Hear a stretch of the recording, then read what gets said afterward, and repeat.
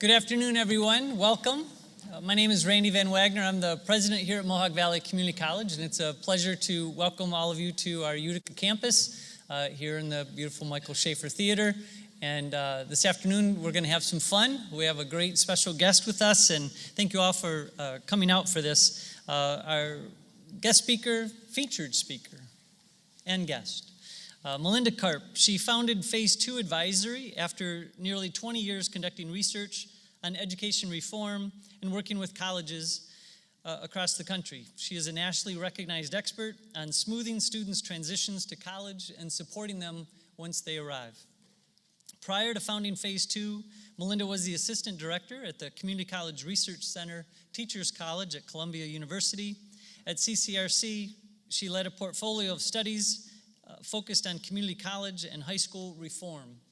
Melinda was also responsible for building CCRC's internal functions, including managing professional development, strategic planning, and external relations.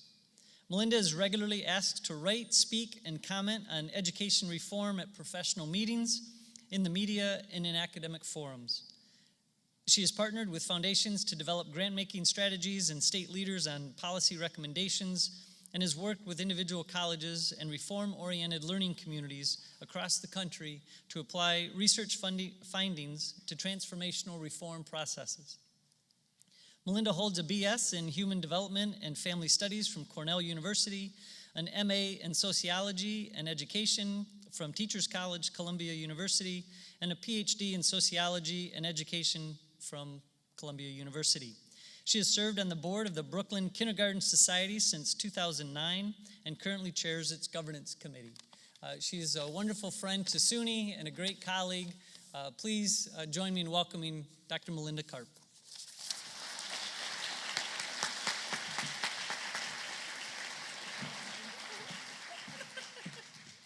Thank you. I'm so glad to be here. I think a lot of you know that I am a native New Yorker. I just realized I need to change my bio. I no longer chair the governance committee of BKS because I was just exiled to Denver about 7 weeks ago, and I am really, really glad to be home. SUNY is my home. It is the higher ed system where I first learned about the power of higher education. It is the system that I hold dearest probably to my heart. MCC was the first community college I ever visited in Rochester where I grew up, so I am really happy to be here. The mountains are beautiful. I like the green of upstate New York, but don't tell anyone out there. So my task today, besides just being able to be home, is to set the stage for all of the ambitious work that you all are doing, particularly in the community colleges, but I do want to acknowledge that a lot of this work is also happening in four-year institutions at SUNY and elsewhere. This effort, many of you know, but I'm not going to assume that all of you do, is known as Guided Pathways. And really what it is about taking what works within higher ed and making it better, okay? It's about doing the reform work not just for one set of students on a small scale, but doing it at scale for all students at all institutions. And this work is part of a national movement, I want you to know that, that's focused on using research to dramatically improve student experiences and outcomes in higher education. So my goal is to give you a brief overview of Guided Pathways, what it is, where it comes from, why it matters. Then I'm going to turn to one piece of the Guided Pathways model, which is the redesigning of how we support our students outside of the classroom so that they can be successful inside of the classroom. And for those of you who are here to attend the Institute tomorrow, that's what we'll be talking a lot about in detail. So once I've done that, I do want to actually talk about equity explicitly. That's a piece of the work that I think needs to be pulled out more. And then hopefully I won't talk so much that we don't have time for questions. But first, I want to give you a little context before we launch into the model itself. And that context it's a troubling, what I like to call contradiction. So institutions of public higher education, and particularly community colleges, are immensely critical institutions to our civil society, as I think you know because you are here. They're economic engines, they're social mobility engines, they are intergenerational social mobility engines. And yet, as we know, completion rates are low. For some institutions, embarrassingly so. Student debt is rising, often for the students who don't complete in particular. The public, depending on which survey you read, is beginning to doubt if college is even worth it. And yet, when I talk to students, especially in community colleges, I hear over and over again the potential that access to higher education has. How much it means to them individually, how much it means to them and their families, how much it means to their communities, and how transformative higher education is when it does what it is supposed to do. And the data support that. You know that. Excuse me. So there's this paradox in higher ed. Community colleges in particular work really, really well for some students. But at the macro level, when we look at completion rates, they work less well. This is really frustrating because we've known for quite a while that community colleges aren't functioning as well as they could, and a lot of really smart people, like those in the room, have put a lot of time, effort, and heartache into trying to improve them. And yet we see this. So these are iPads graduation rates. We can quibble over drinks, whether or not we should be using iPads. We can quibble over whether or not we should be using transfer. If we did include transfer, the line would go up a little bit, but the slopes probably wouldn't change a ton. This is a lot of students who are not completing, however you define it. And what I find particularly disheartening and what really motivates a lot of the guided pathways work is that this arrow in 2004 is the founding of Achieving the Dream, which many of you probably know was motivated because nobody really liked the flat completion rates, and people started really putting a lot of time and effort into figuring out how to improve them. So this is when we started really focusing on completion, shifting from access to completion, and they're still relatively flat. This only goes through 11, but it doesn't change much, and that breaks my heart. So how do we confront this? What do we do to leverage the good things that have happened since 2004, 2003, to make sure that more students meet their goals? How do we make sure that this line goes up so that we're not losing so many students before graduation or transfer? And how do we make sense of the fact that we are working, excuse my language, our butts off, and completion rates don't seem to be moving? Well, one way is to rethink how colleges are actually serving today's students in 2018. To understand, to unpack why that line was staying flat and figure out how to take the good stuff and make it bigger and better. So this is the guided pathways approach. It comes from the work of CCRC, which, as you heard, is my former employer. And I do need to sort of acknowledge that the next few slides are really from CCRC's work, and I need to acknowledge that it's from them, not just me. The story behind Guided Pathways, just so you know, is the work of a lot of partners, but about 15 years after CCRC's founding, our director at the time, Tom Bailey, who I'm so proud to say is now the president of Teachers College, along with two of our senior researchers, Shauna Jaggers and Davis Jenkins, started trying to make sense of this paradox that I just described. And they did that in partnership with some of the other senior researchers and partners around the country. So I'm going to use the word we, even though they wrote the book. So we wondered, why are we seeing all of these successful programs? Why are we seeing Achieving the Dream? Why are we seeing all this reform energy, but no real change in success? Why did that line, that graph, look the way it did? So we saw no problem in terms of enthusiasm, dedication, skill of faculty and staff in the community college sector. Instead, when we looked across the 15 years of work that we had done, we realized that the challenge was in how colleges themselves are set up. And that insight lay the foundation for their 2015 book, Redesigning America's Community Colleges. I'm sure all of you have been forced to read it. I will say it is quite readable if you haven't, but I don't get royalties, so don't worry about it if you choose not to. Essentially, they lay out the guided pathways model. And again, this is, for those of you who don't want to read it, this is the Cliff's Notes version. Essentially, what they noticed was that when we look across all of the research, colleges have been set up in what they called the cafeteria approach. self-service. It's like a buffet. And it was done that way for a really good reason, which was when community colleges were founded in the 60s and 70s, the goal was access, low-cost access in particular, to make sure that populations of students who hadn't been able to go to college before could do so.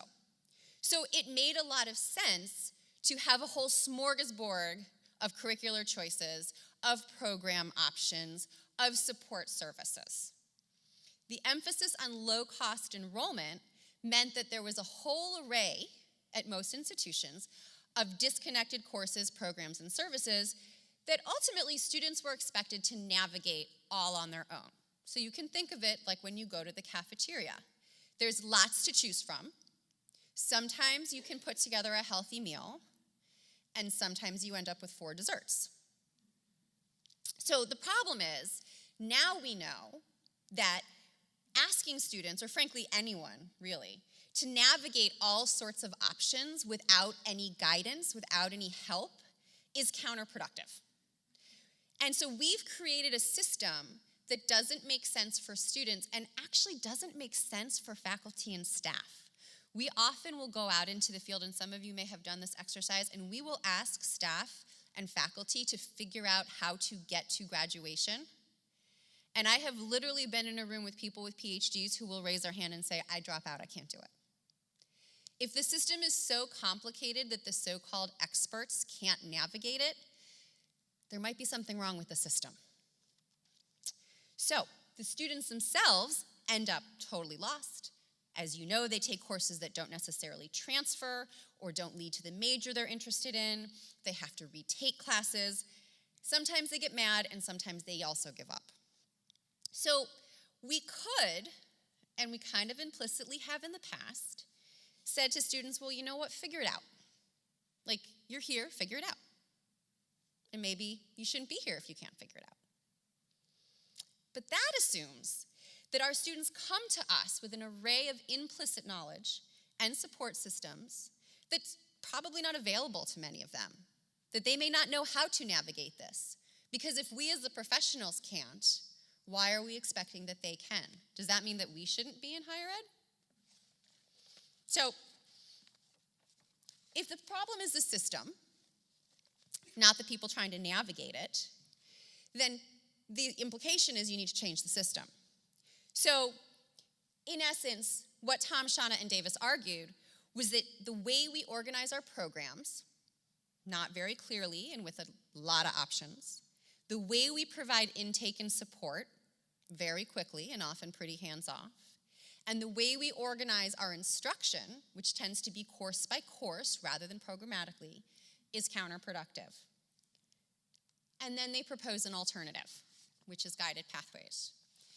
They build on research from behavioral economics, which says that there's this concept of choice architecture, which is if we structure choices, people can make better choices within that framework. And so they argue that within the college, if we create more coherence, if we structure options and basically create fewer chances for students to make mistakes, not like the learning kind of mistake, but just the mistakes of, I thought I was taking a course that transfers, but it didn't kind of mistake, then we are likely to increase engagement, persistence, and hopefully learning. And they note that this cafeteria model shows up in 4 places, and therefore there are 4 areas upon which you can focus within your guided pathways work. Making clearer curricular paths, so making it obvious what to take when. Helping students get on a path so they know what their options are and what the pros and cons of different choices may be. Keeping students on a path, knowing who's on and who's off so you can intervene in a timely manner. And making sure that they're learning in a coherent way that fits together. Because we know that if students are not given some sort of structure, they are likely to experience cognitive overload. And when you experience cognitive overload, you make bad choices or you give up. We reduce the number of choices and we give help along the way for the choices that still need to be made in order to keep students on a path to completion. The other fundamental argument that Tom, Shauna, and Davis made is that these reforms have to be in place for all students, not just some. So we have to focus on institutional redesign rather than lots of little programs and pilots that touch a couple of students. Because what they realized was that the previous reform efforts, achieving the dream, launching new initiatives for 100 students, trying lots of things, was essentially a cafeteria model of reform. We were doing really excellent things for really small numbers of students, and in the aggregate, it wasn't adding up. So you have to shift the entire structure. You have to rebuild the plane while you're flying it. I apologize, because this is hard, and I'm not going to lie. But Guided Pathways takes as its starting point the idea that reform needs to be a whole institution effort, not the effort of a couple of motivated, really hardworking people doing amazing things in pockets that never make those graphs change.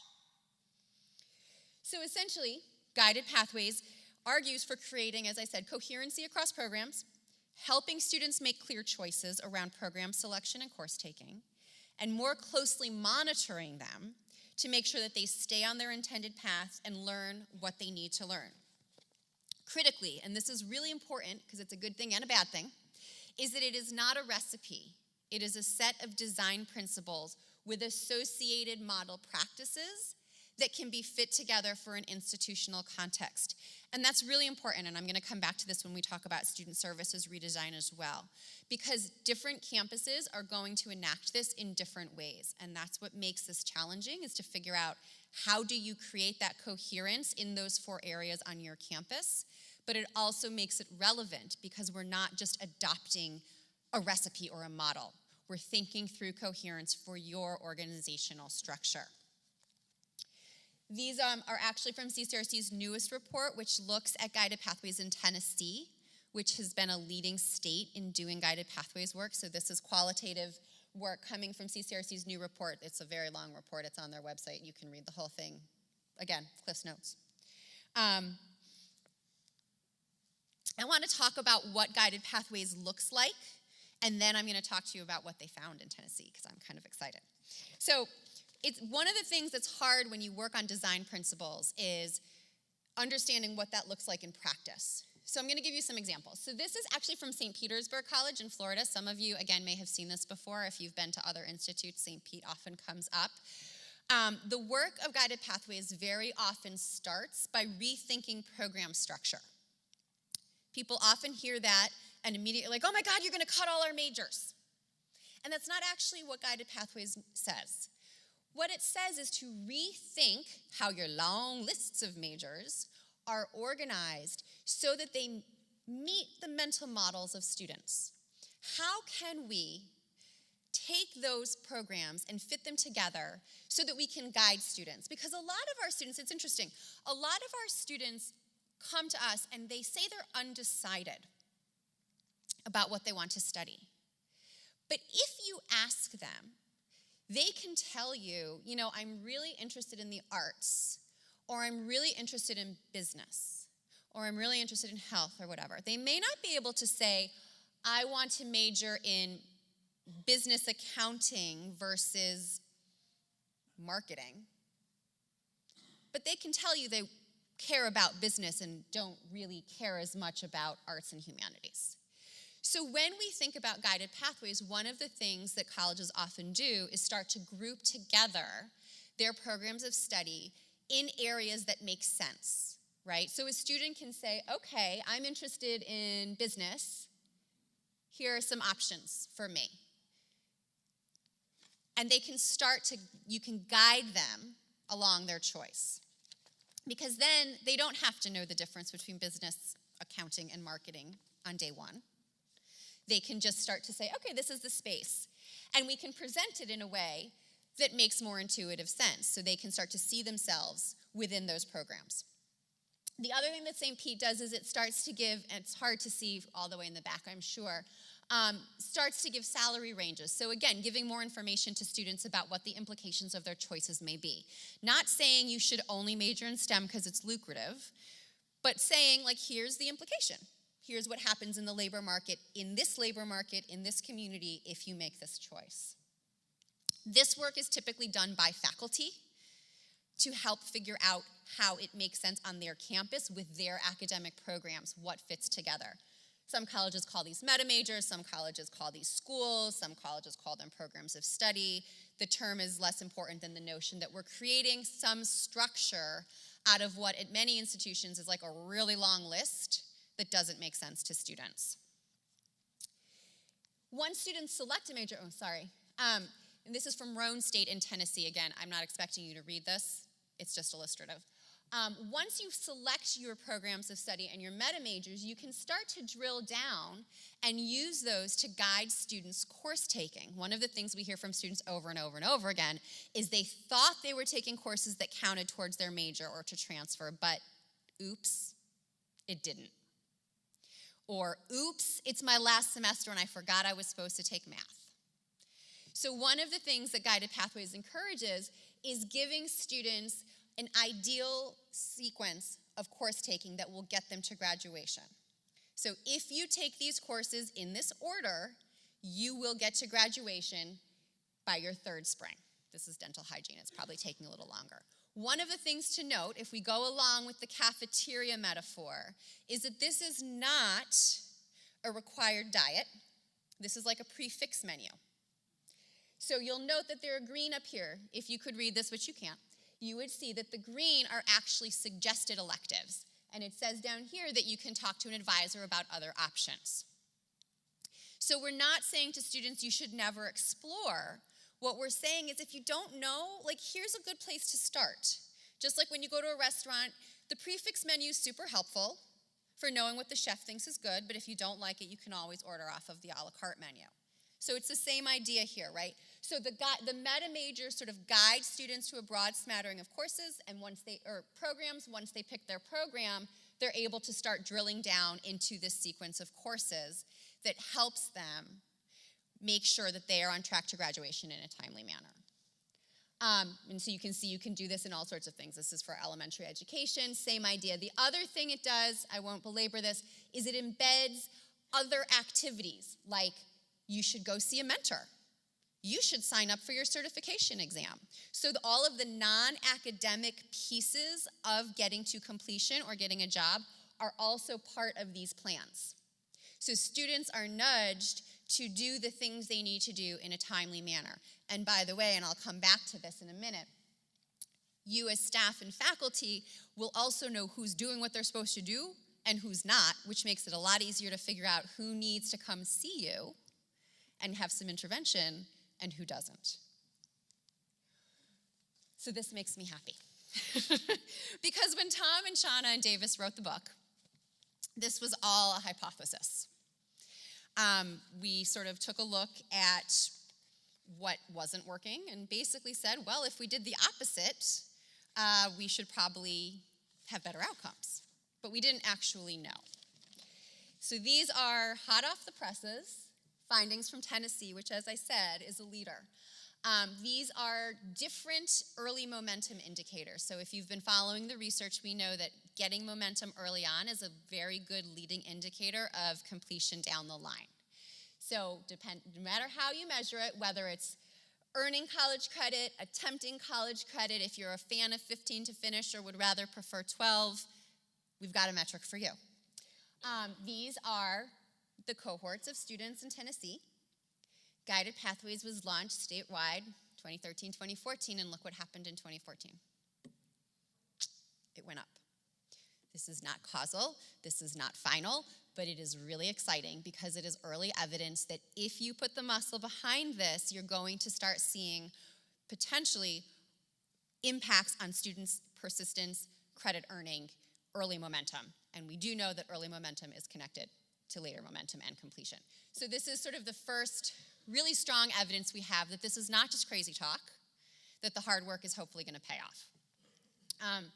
So I want to turn now to student support and student services, which is a part of the Guided Pathways model. And hopefully by the time I get to the slide that directly shows you why, you will have figured it out on your own. This is the part of the work that is most near and dear to my heart. When I started studying community colleges, Student services was often an afterthought. It was the first thing that was chopped when budgets were tight. And in the intervening decade and a half or so, we've started to realize that, gee, if we pay attention to outside of the classroom, maybe inside of the classroom will improve as well. So I'm so gratified whenever I get to talk about this. Student services, to put it bluntly, epitomize the cafeteria style. I'm just getting to know my new community college in Denver, so I'll blame them for a second because they're not here to defend themselves. This is what a typical website for student services looks like on most college campuses. There is a ton here, and I don't know what half of it is. There's a first-year experience program. There's a student government association. There's a care team. There's a food pantry. There's dining. There's an urban mail initiative. There is so much here. But I need to know how to find this website, and I need to know where to go, and I need to know when. And some of you have heard me tell this story now probably 2 or 3 times, but I'm going to tell it again because it epitomizes why this work is so important. So a long time ago, over a decade ago, we were doing one of our first studies trying to understand why students did or did not persist in college. We were looking at 2 urban colleges in the Northeast. We talked to students their first year, and then we followed up with them about 6 months later, whether or not they had stuck around in college. We hunted down the students who did not persist. And one of the things we did was we walked them through all of these resources. Tell me, have you heard of the first year experience course? Have you heard of an advisor? If so, where did you hear about it? Did you meet with them? The usual thing you do when you do research. And there was a student, and I always call him Jose because I don't remember his name because it was a long time ago, and we blinded his name anyway because it was research. And he was nice and funny and a first-generation student and an immigrant, and his mom, I think, cleaned houses, and he had come from a local high school, and he was sort of your prototypical, really cool, really awesome community college student who in his second semester wasn't doing as well as he wanted to be doing. And I walked him through all of these things, and he looked at me and he said, it's my fault I'm not doing well. The college has all these resources, and I didn't use them, so it's my fault. And it kind of broke my heart, but on the surface, okay, maybe. Yeah, you probably should have gone to tutoring. And then we looked at the data. And we very quickly realized that all of the students who fit his profile, first generation, student of color, et cetera, tended not to use student services. And the students who came from more advantaged backgrounds, who had connections on campus, who knew where to go, did use the services. And the students who didn't use the services were less successful than the students who did. And it was like, oh, you're blaming yourself, but we're back to this thing of we've got a broken system. Is it really your fault, or is it this? Because I got to tell you, I don't know when I'm supposed to go to tutoring versus the writing center. And I have a PhD. So how we would expect a first-generation student to figure that out, and also, by the way, be willing to go and walk into this weird office, which is usually in the corner somewhere, and be like, hey, I need help. I don't really feel confident about myself as a student, and here I am telling you I'm not confident. It actually doesn't make sense. And it has stuck with me because that's how he felt.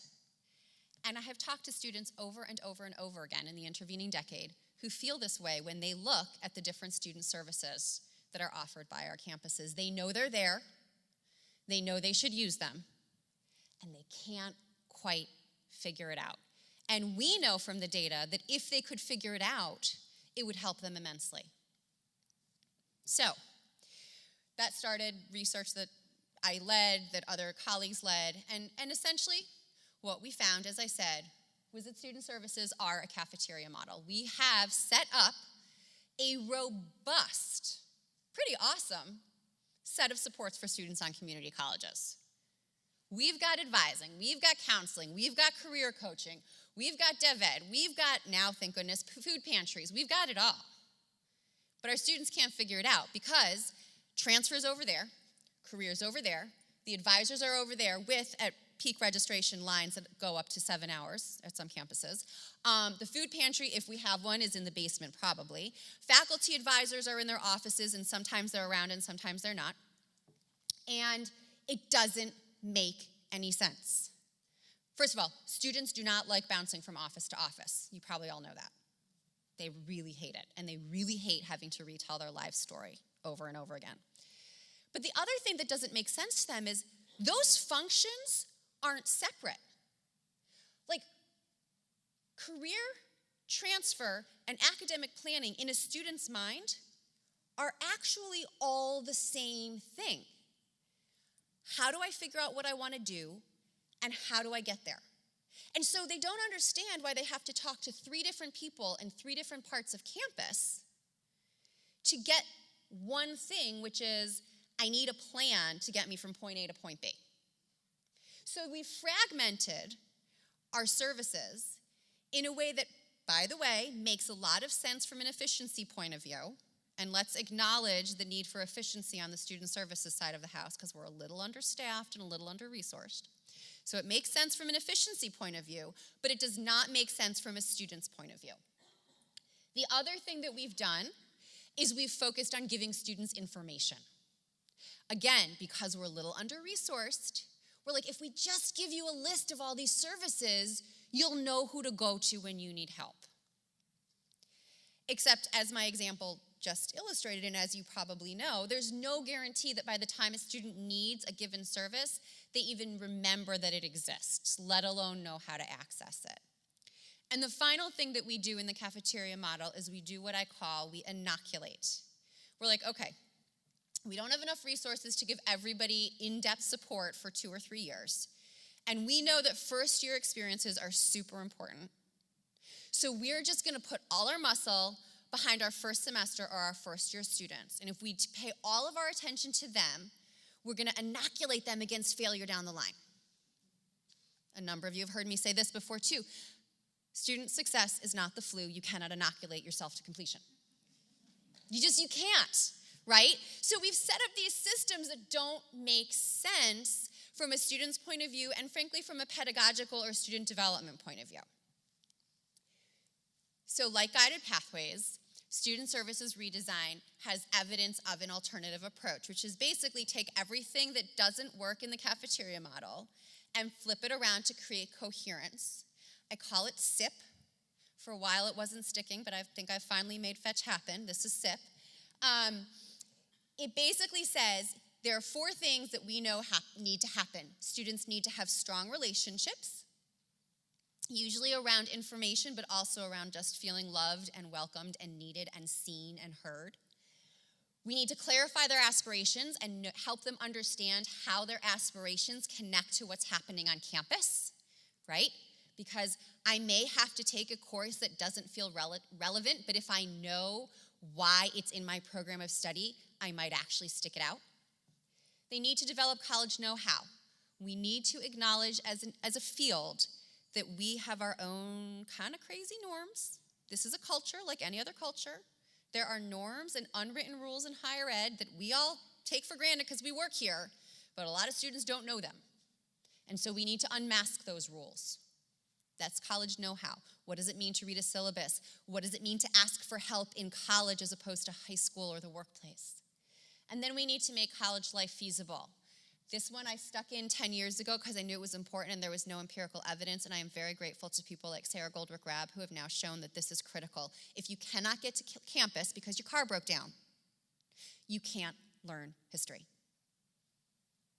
So until we pay attention to all the stuff that happens outside of students' lives, we will not be able to help them be as the best students they can be.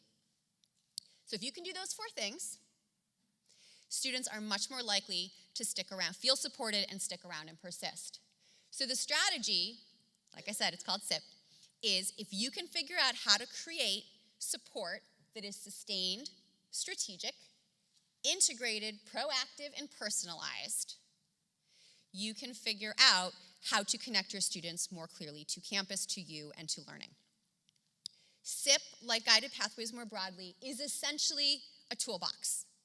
You have things on your campus already that do this, either in pockets or in pieces. You may have a first-year seminar that starts to get at this. You may have coaches, but only for your EOF students. You may have a text system that nobody uses, but could be used for early alerts.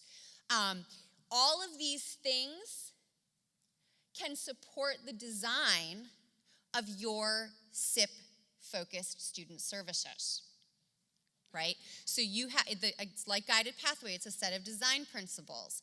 What can you knit together to create a more supportive, integrated, and personalized environment for all students at scale? Also, you probably have programs that do this, but for like 200 to 300 students. And the question is, in a resource-constrained environment, how do we do that for everyone?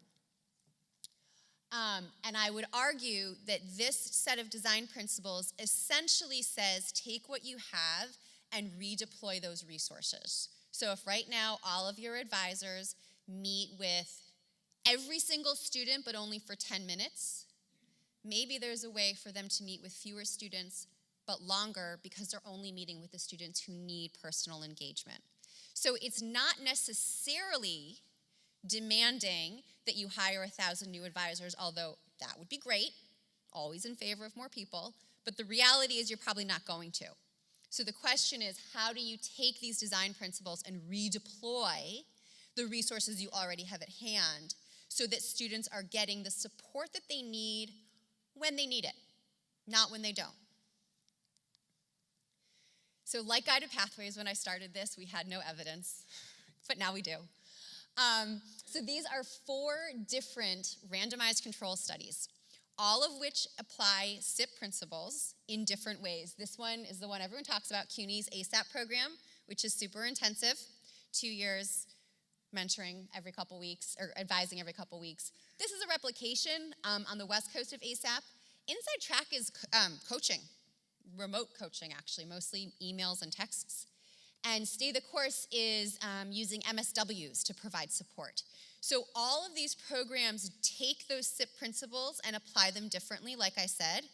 These are all randomized control trials. They all go all the way to completion, and they all have statistically significant impact. That's, to me, really exciting because it implies that, again, these design principles are impactful, and it doesn't mean that you need to have a recipe. It means figuring out how to do this on your campus can make a difference for your students. Because remember, every single one of these is a student. Randomized control trials, we like those in research.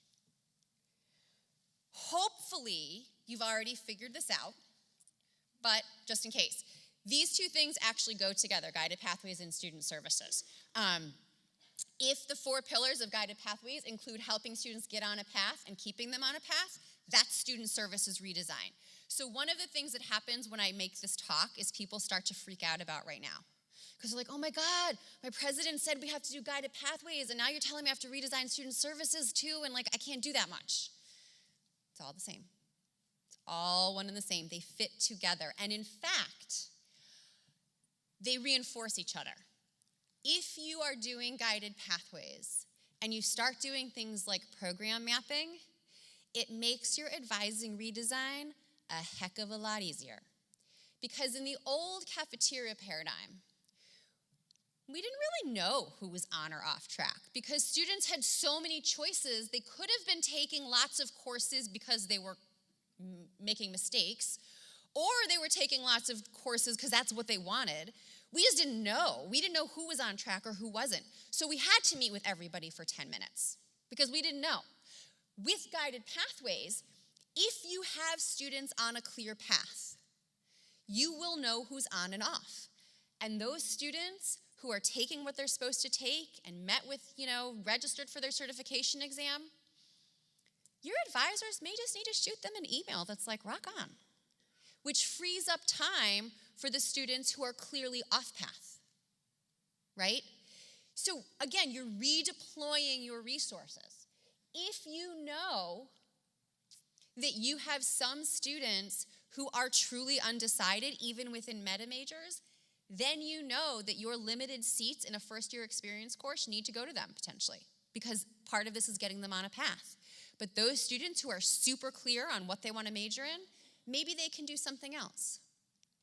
You can connect faculty advising and student services because maybe you can connect your meta majors and your support staff.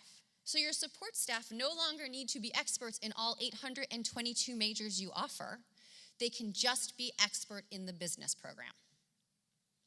Lots of possibilities, but the point is there is an architecture here that Guided Pathways provides. So when you start to hyperventilate, feeling like you can't possibly give personalized advice to every student on campus, remember that you can if you redefine personalization and use the architecture of Guided Pathways.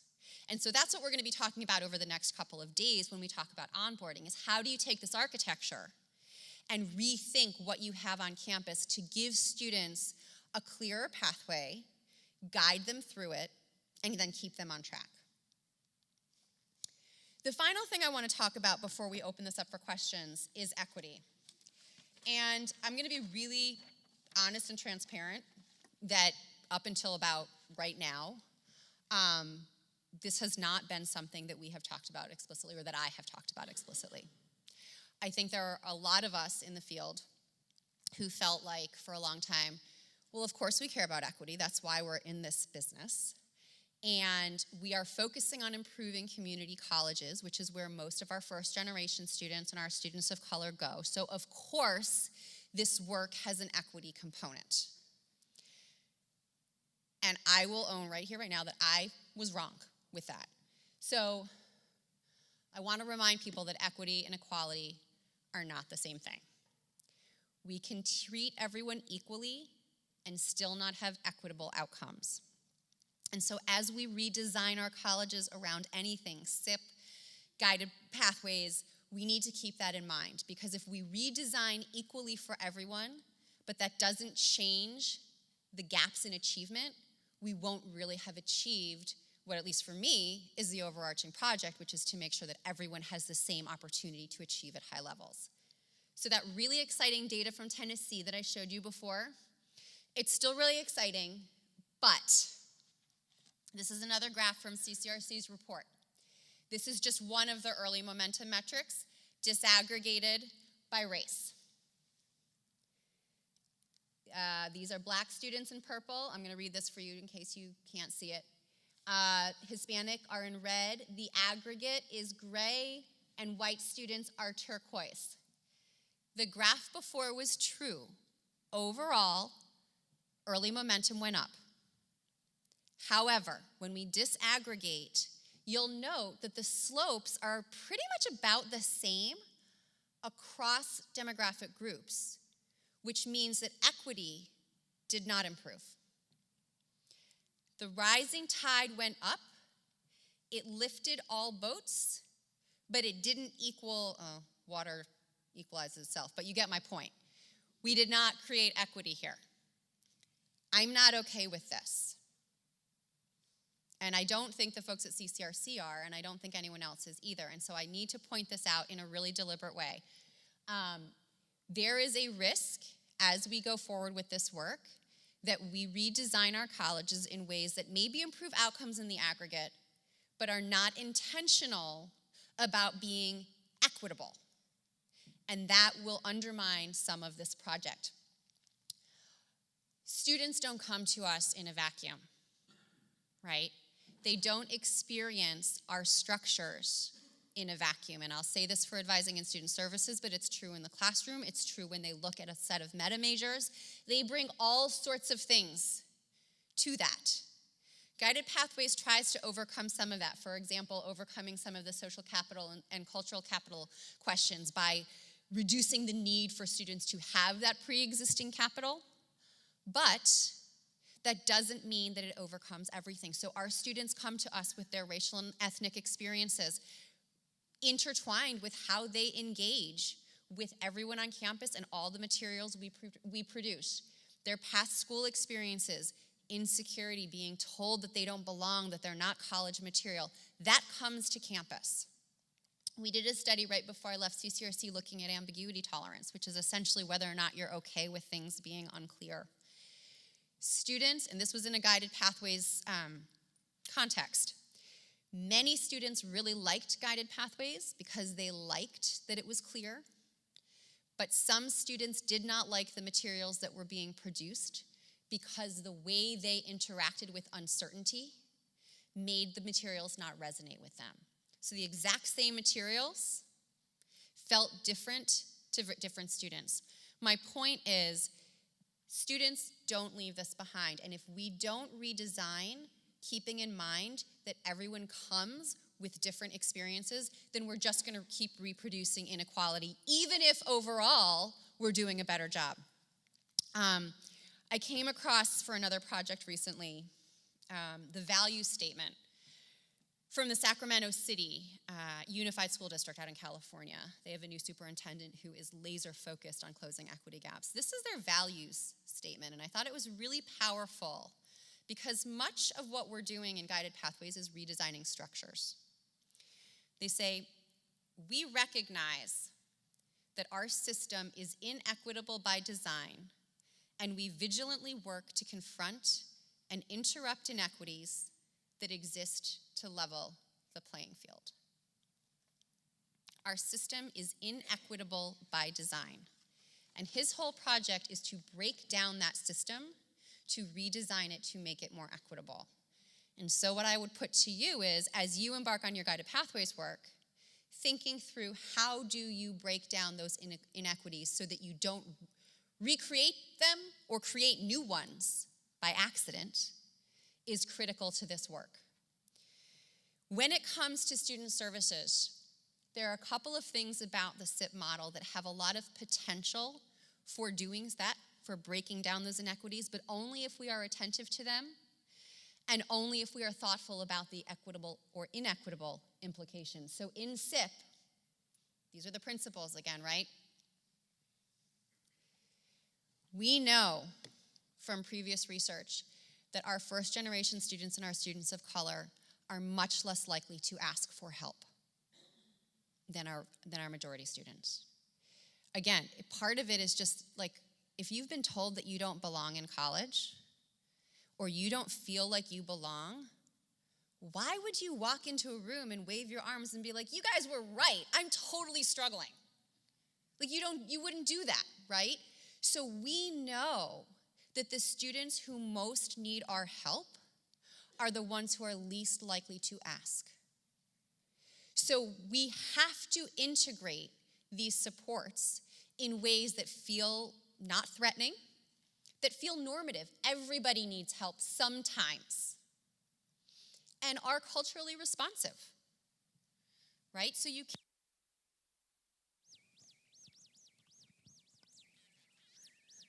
I talk loud. I'm from Brooklyn. I can talk loud. Are we back? Okay. I'm almost done. We don't like equity? Yeah. Okay. You can't just assume that the way you're structuring this work is going to reach everyone. You need to be really intentional about making this integrated into everyone's lives and being responsive to the fact that some students are going to feel really threatened by the process of asking for help. And personalized, the idea that not everyone needs the same thing at the same time. And that, again, is going to look different, certainly by just the arc of students' lives, and those are individual. And by the way, students don't want to be told that they're being intervened on because this is like a formula. Even if it is, they want to feel special. But there is also an element of this that needs to be responsive to the things that students come to campus with, whether that's their racial background, ethnic background, ambiguity tolerance. You cannot just assume that because someone is a second semester student, they need bleh.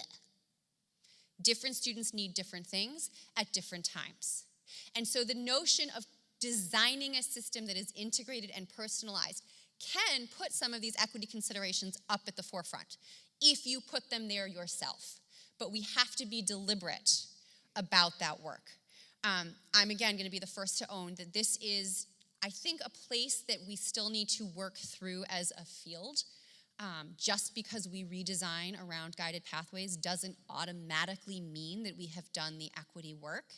And so I am looking forward to learning along with you all, because that has been a place that I think, I need to learn as well. But there are structures here that can work in equity's favor, but if we're not careful, we won't get there. So I'm going to stop there. and open it up for questions. I think we have time. I took my watch off. But happy to open up for questions, and I also am looking forward to talking to everyone tomorrow, or dinner, whatever it is. And thank you for your time and for letting me come home.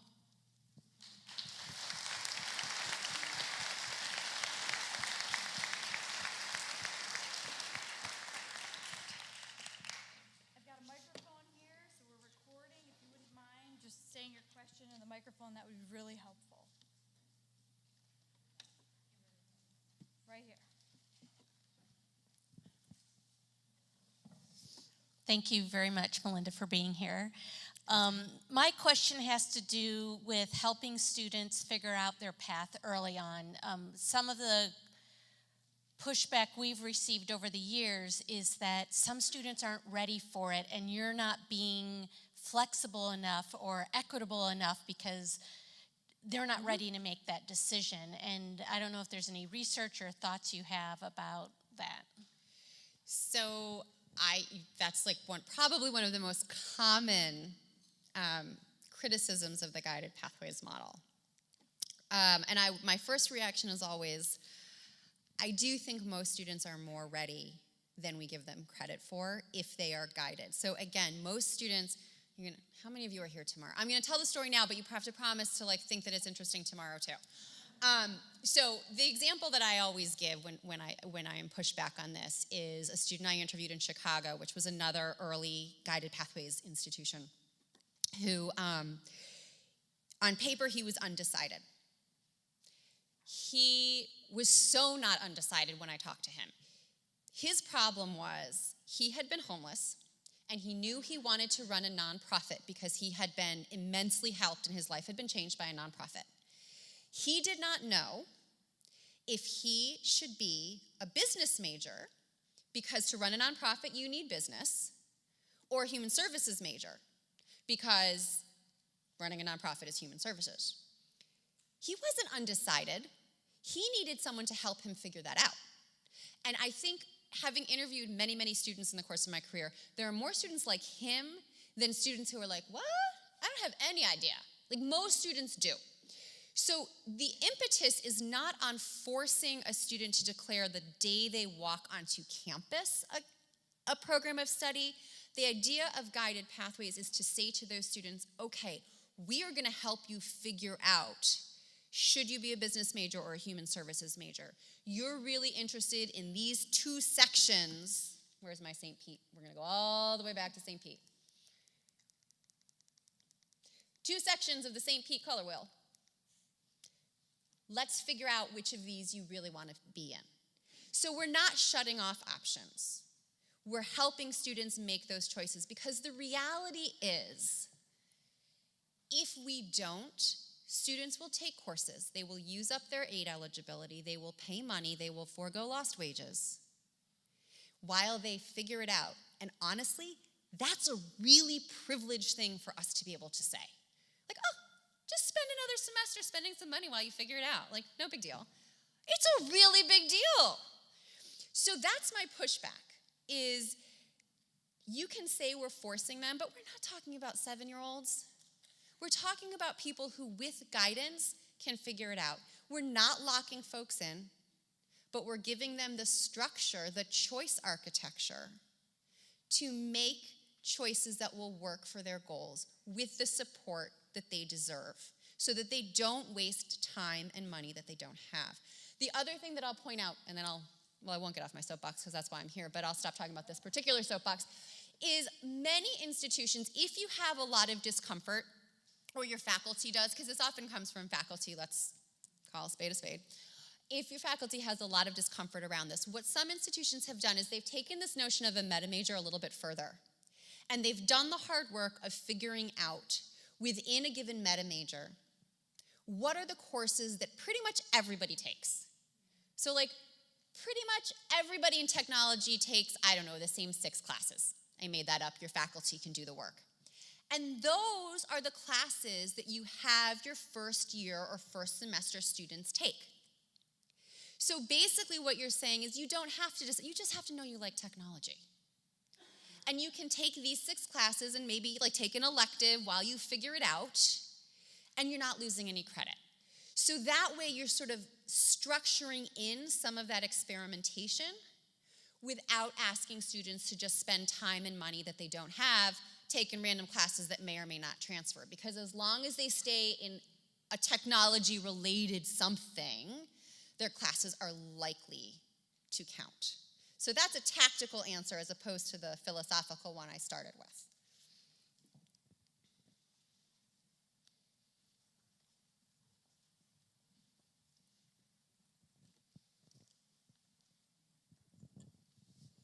Hi.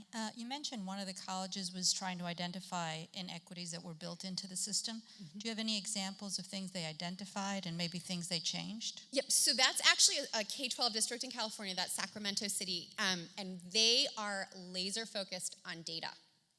So they drill down into what's happening. The examples that I've heard when the superintendent speaks is they drill down for their English language learners. And this is California, where there are A through G graduation requirements for K-12. For those of you who haven't heard about California's requirements, you basically have to take certain classes to be eligible to apply to the Cal State and CU system, or UC systems.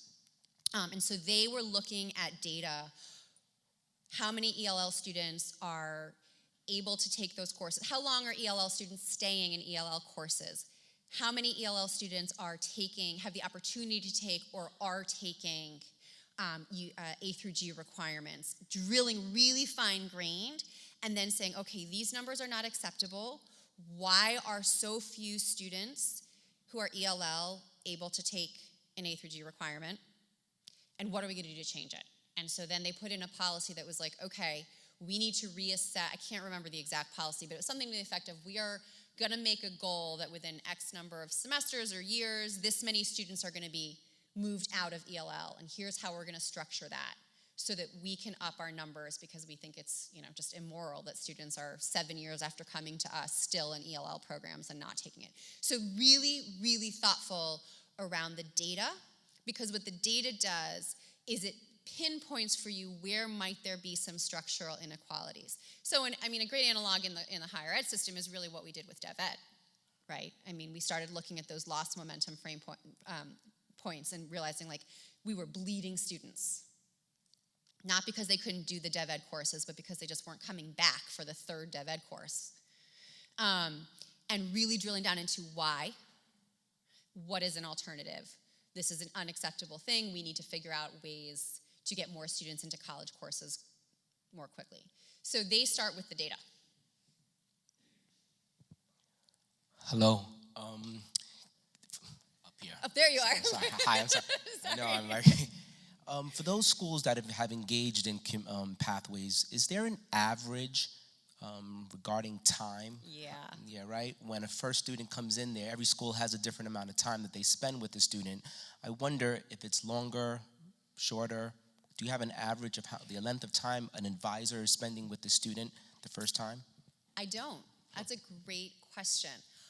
What I'm seeing a lot of is, again, reframing what it means to spend time with an advisor at the beginning. So to what extent could you do group advising or use a first-year experience course?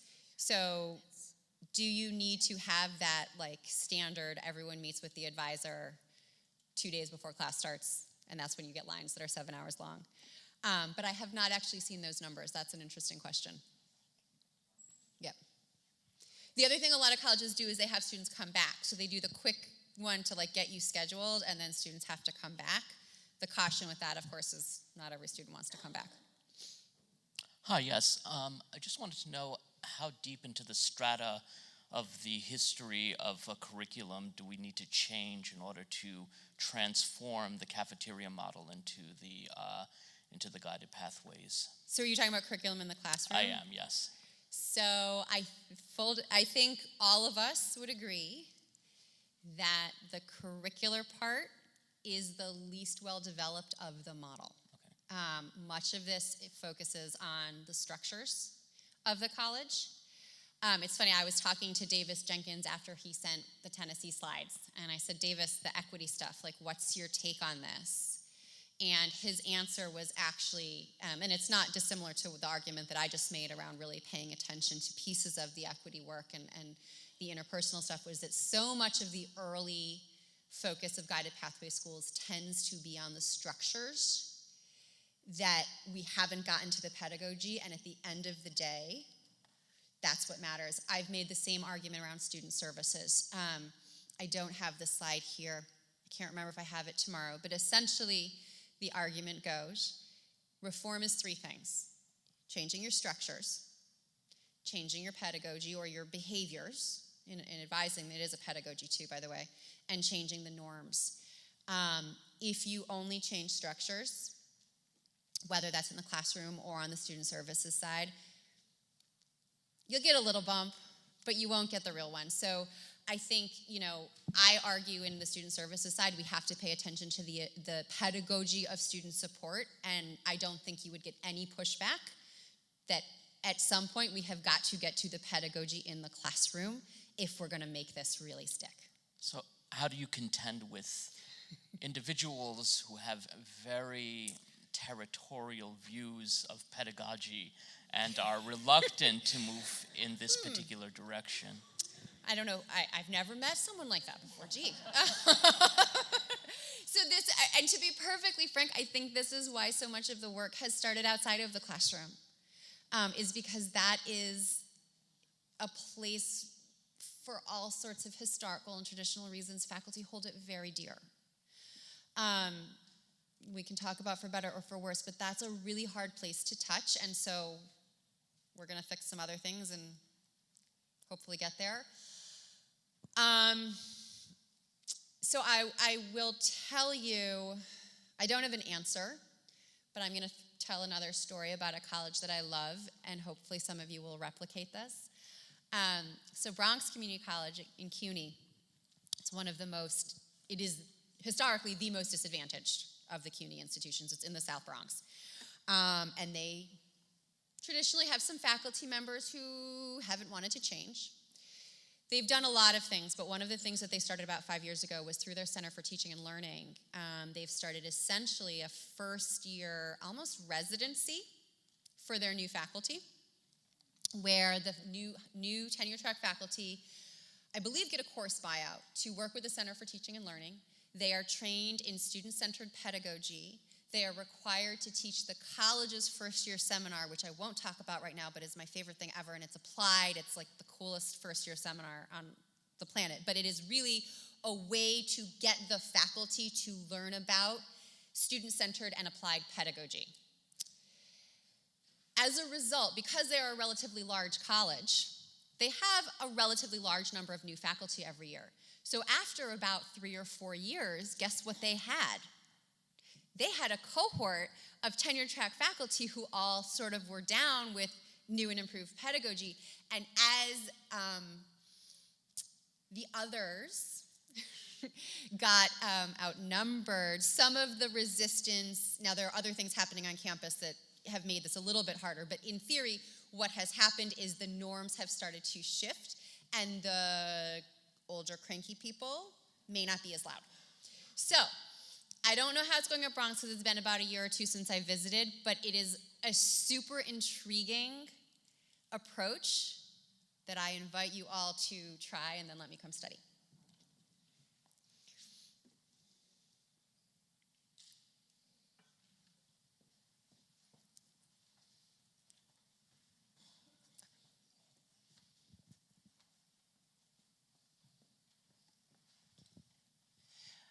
So my question surrounding some of the things you're saying about student services and integrating everything. It also relates to something I think about a lot, which is my 19-year-old daughter who has said to me recently, Mama, I am 19, but I still need help figuring out how to be an adult. And she needs that support. And I think that relates to a feeling that at least our students in the 18 to 20 year range all feel to some, level. But in that context, what I'm wondering is another piece of this not just integrating services, but teaching them how to not just utilize the services, but how to seek out services. So when they leave college and they go on to that first job, they've got that skill set to be able to learn how to seek help and where to go to get help. Absolutely. I think that's a huge piece of this. So one of the things, not here, but in other things I've written and spoken on, is we have, again, for all sorts of very good reasons, namely overwhelmed lines that are 7 hours long, devolved advising into a very procedural activity, right? Get students in, get them registered, get them out, make sure they have their financial aid, get them paid. That's not how advisors and student support personnel are trained. That's not why they got into it, but that's what has happened. Part of this work, in my mind, is, to the pedagogy point, actually, is to reframe advising and student services as part of the teaching and learning enterprise. So advising shifts from being a transactional thing that we do to get people registered and keep them on the path by taking the right course, to a pedagogical activity where we are teaching students metacognitive skills, problem-solving skills, in the context of an academic environment with someone who knows them. That has surprisingly been one of the hardest pieces of this, and I was shocked because I really had made this assumption that advisors would be psyched to use their skills, which they are, but I almost feel like it's been socialized out of many of our student services personnel because they function in this rapid fire, got to get you registered. Thinking about how do I reframe the 10 or 15 minutes that I have with a student. Now I've got a program plan, so I don't have to spend 7 minutes figuring out when English 101 meets. What do I do with those 7 minutes? Is a rethinking of using resources to exactly your point, which is that all this non-academic stuff is part of the academic enterprise. It's part of the student development enterprise, and we haven't had the resources or the time to do that work with our students. But in theory, as we have more program planning, as hopefully we have some more resources on the student services side, as we know more about what any given student needs because we've met them more than once, we can start to do that. And so much of this work is reframing the pedagogy of student services. I put this slide back up because this whole notion of developing college know-how and making college life feasible, a lot of that is the metacognitive stuff you're talking about. How do I self-diagnose when I need help? How do I ask for it appropriately in this context? How do I know where to go? We haven't had the luxury of giving that to our students.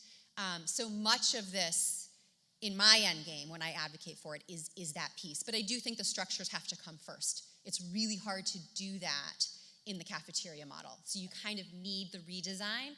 And then you have to say, okay, now my support personnel have 7 extra minutes with students. What am I going to do with that? And we've seen colleges do things like create guiding questions, advising protocols, rethinking training, so that those 7 minutes or whatever they are used more effectively, to your point.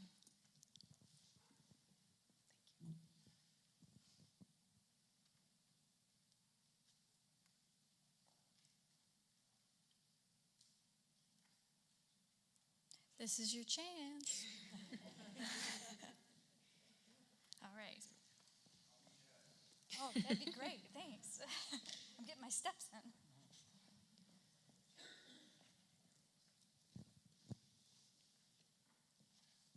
Thank you. Just a statement on the curriculum. A reminder that we do currently have $4 million from New York State for OER development.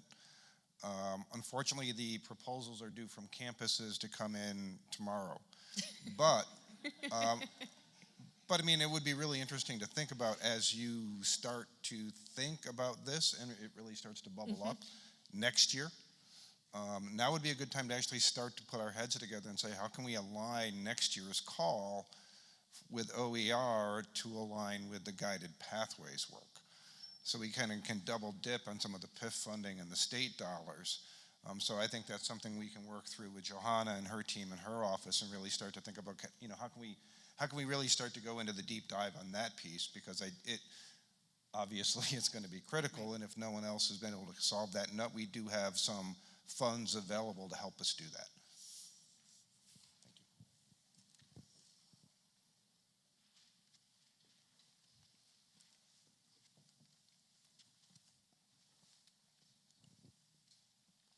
Thank you. I feel guilty for not having met you halfway. So this is just a kind of very quick question. What becomes the fate of, and again, I'm talking for the faculty end of the house here, of something like Gen Ed, which seems to be foundational to our notion of what a college and university should be in the guided pathways model? I think it's a great question. I don't think anyone is advocating to make Gen Ed go away. I don't think anyone is saying no one should ever study Shakespeare or philosophy. I think the argument is we need to make it a little bit more intentional. Some of that is state dependent, right? Some states are going to have more robust Gen Ed and transfer curricula than others. But again, no one is advocating for getting rid of lots and lots of programs. The question is, how do we make sure that they count towards something? So I don't have an answer other than I'd really like all college graduates to be able to think critically, and the liberal arts is one place where that definitely happens, right? So I would almost put it back to the faculty as saying, where does it fit in and why? Again, I come back to students in CTE programs absolutely should be engaged in Gen Ed, but they're gonna wonder why, right? And I think often faculty's first reaction is like, well, they should just love it because it's beautiful. And my answer to that is, again, like, that's really lovely, but we need to do a better job making the case. So no one's asking for it to go away. We're asking for it to kind of make a little bit more sense, first of all. I didn't put this slide up, but sometimes those Gen Ed requirements are completely incomprehensible. And once it makes sense, let's also make the case for why it is relevant to where students want to go. Hopefully they will then come to see the beauty of it.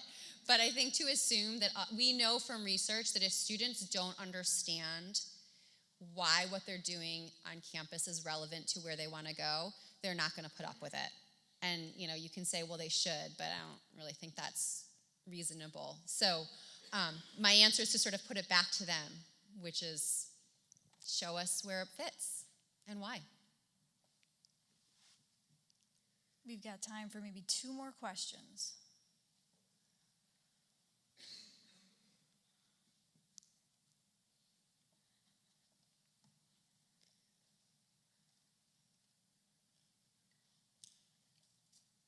Anybody? All right. So the slide that showed the rising tide in Tennessee. The fun one or the sad one? The sad one. I'm still a little bit in mourning. Yeah, join the club. Because each of the elements, when we talk about kind of the fundamental elements of the guided pathways model, when you talk about them individually, over and over it says, this element helps restore equity. When you do this with students, it helps the students who've been underserved more than the students who've been served. How can all that be true and have us look at this? Give me hope. Well, that's what I asked Davis. And I think it comes back to the pedagogy. I mean, I'm struggling with it too, and that's what I said. This is a new part of my speech. It is new for me, and I don't have an answer other than I think the first assumption that we made was that if we fixed community colleges structurally, those structural changes would be enough to address equity. And that assumption may not have been correct because the structures are still being applied equally, right? And so when Davis and I were talking about this, and it's why I am focusing on the pedagogy when I'm talking about SIP, I'm talking about being really thoughtful about how you personalize and integrate this work, is we've got to drill down to how those structures are enacted at the one-on-one and individual level. I mean, you can imagine, I'll beat up on big data for a second because that's another thing I do on a regular basis. I don't have to imagine, I know it exists. There are data systems that are part of these, that are structural changes. We're going to use predictive analytic algorithms. We're going to use an algorithm that tells you students like you are really successful in yada yada class, so maybe you should major in that. That is a structural change that is aligned with the guided pathways model. It's not equitable because guess what those historic algorithms tend to do if you are not careful? They're going to tell all your dev ed students and all your students of color that students like them weren't successful in STEM, so maybe they shouldn't be a STEM major. I'm not making that up. That happens. So I think the answer, I hope, I'm with you, I really hope the answer is in our attention to structures, which was maybe, well, let's call it step 1 or step 1A. We started rethinking the structures that weren't working for all students, but now we have got to drill down to those structures and processes that are really equity-minded. What does this mean for my subgroups? We cannot treat everyone the same. We cannot assume that because we fixed our programs of study, all of our students are going to experience that in the same way. And so as we move into phase 2, step 2, perhaps we need to be much more attentive and learn together about what that really looks like. And I think there are a lot of us who are really puzzled and sad too. But that's what Davis and I came down to, which is that in our focus on structure, we were not really thinking about being equity-minded in a one-to-one or a procedural level, and that's where the work has to happen. One last question. All right.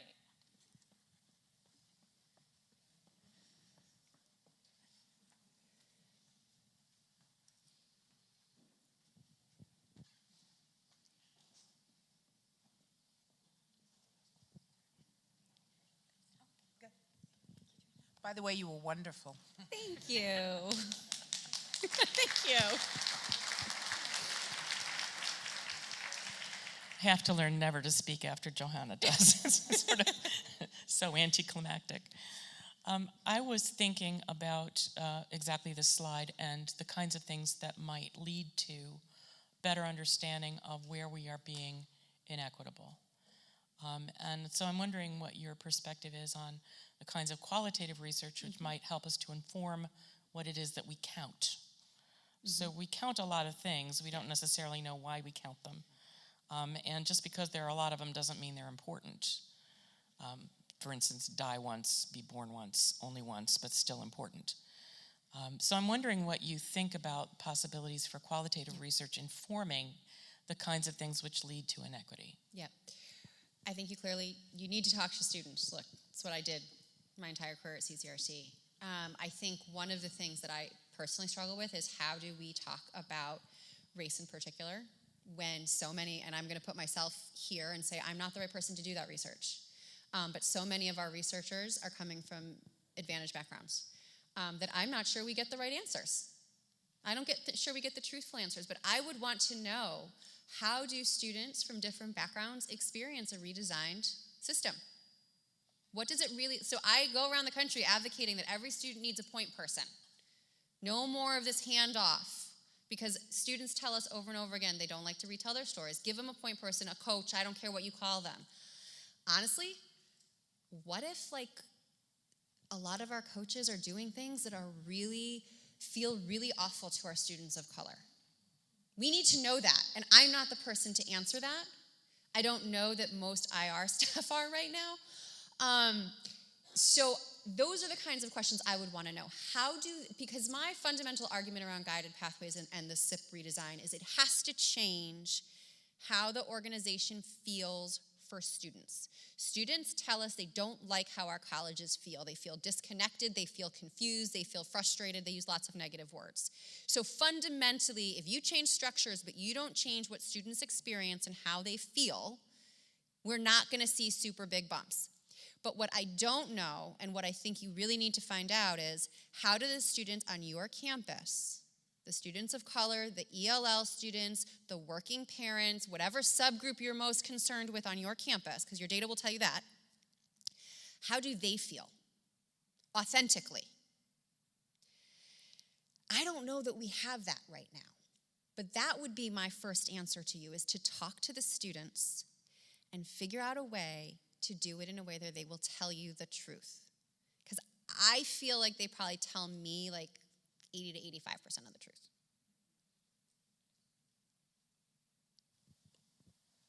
We got another question. Do we know if these are full-time or full-time and part-time?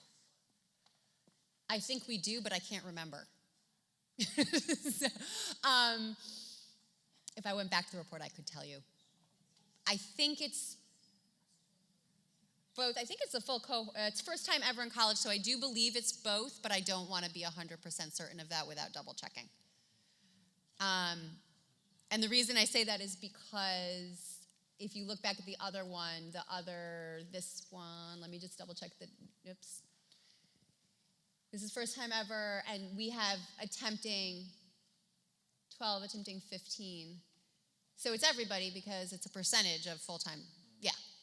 So it's full and part-time, I'm pretty sure, but first time. So not returners, not dual enrollment, which is another thing we can talk about tomorrow, by the way. But it is on CCRC's website, and we should confirm that. Thank you. Yep. Can we go back to the slide that you the sad just... slide? Yeah. Nobody is. Oh, there we go. Yeah. Embedded between the slides that the lines we're seeing now, it'll be important to disaggregate every category. When you look at the structure and you look at the students where they are and where you're seeing the movement, and then the types of programs or courses they're taking and when they're interacting, the difficulty. It's another deep dive that needs to occur when you look at this. And if you're going to attempt to do curricular or pedagogy or structural changes, we have to go back, because then in the aggregate, you may not see the movements between those lines. Percentages will be different in regards to the interventions. So it's going to be important for us to, as institutions, to go deeper down into that category to see exactly where the interventions are. And then to look beyond interventions, because part of it is programming and planning. So it'll be very important for us, for me and for my colleagues, to go further down into these categories and see exactly where those changes are happening or not happening.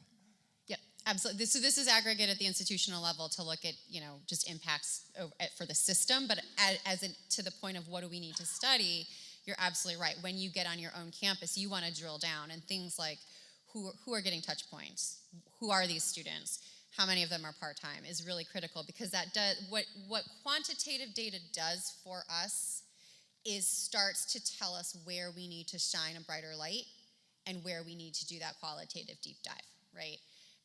So yeah, this is system-wide aggregate level. It's not gonna tell you a whole lot about anything on if this were New York data, this wouldn't tell you a lot about your campus, but it would start to tell, it's already told us, oh God, we really need to look at equity. And now you have to bring it back to your campus and say, what does that mean for us? That's exactly right.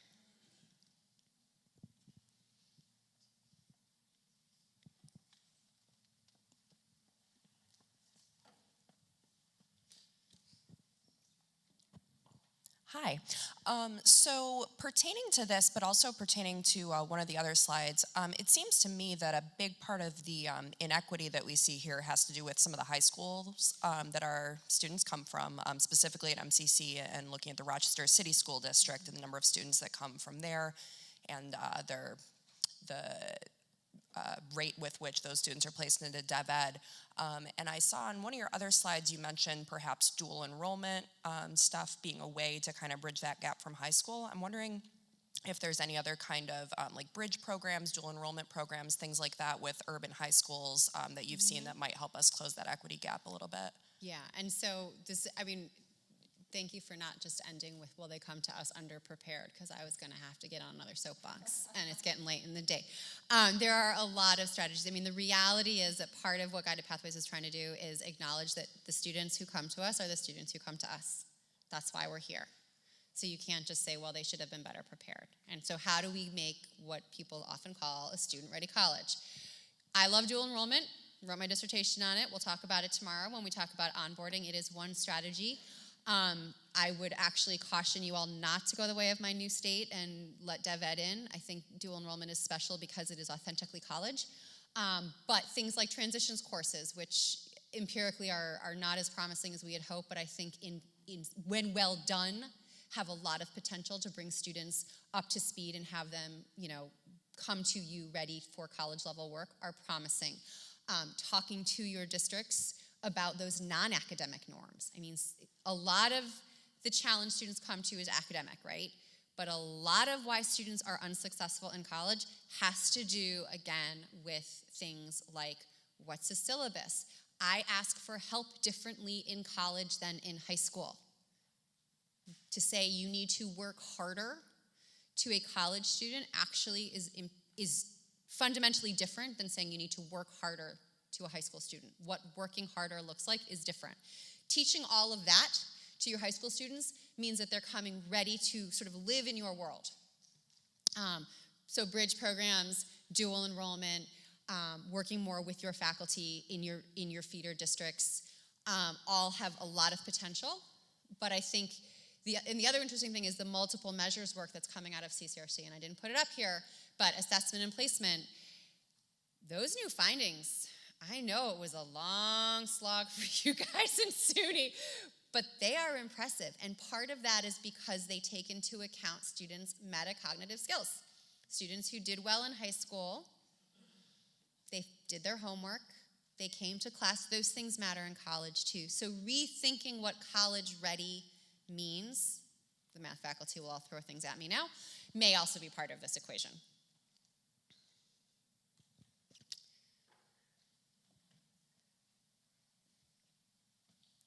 All right, we got one more question. One last one out